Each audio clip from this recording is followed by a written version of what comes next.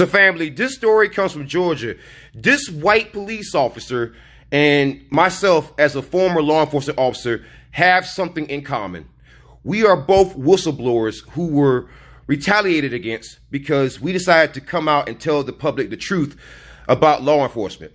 So this man's name is Austin Handel. You might have heard of him because he's really big on TikTok. He puts out several videos and he talks about his experience as a law enforcement officer. And he has won back his police certification so that he can continue to be a cop elsewhere.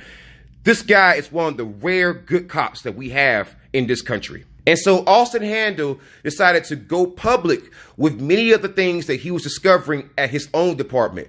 And as a response to this, they removed his police certification and tried to make him out into a bad guy, even though he was just being honest.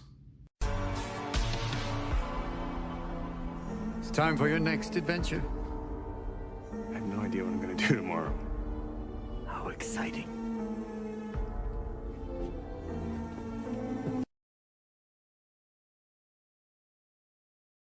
So my message to Mr. Handel is very simple. I want to thank you for what you did. You know, I know that it takes a lot of courage to come out against your own PD. I know what happens when you try to become a whistleblower.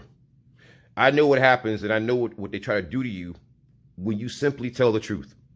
You're made out to be a liar. You're made out to be the monster, and they try to turn public pressure against you. People don't realize how powerful police unions are. They don't realize their connections with the media. And so in order for the media to maintain those connections, if the police department calls and says, hey, I want you to make this guy out to be a monster. Whenever he calls to try to get a report going, reject him.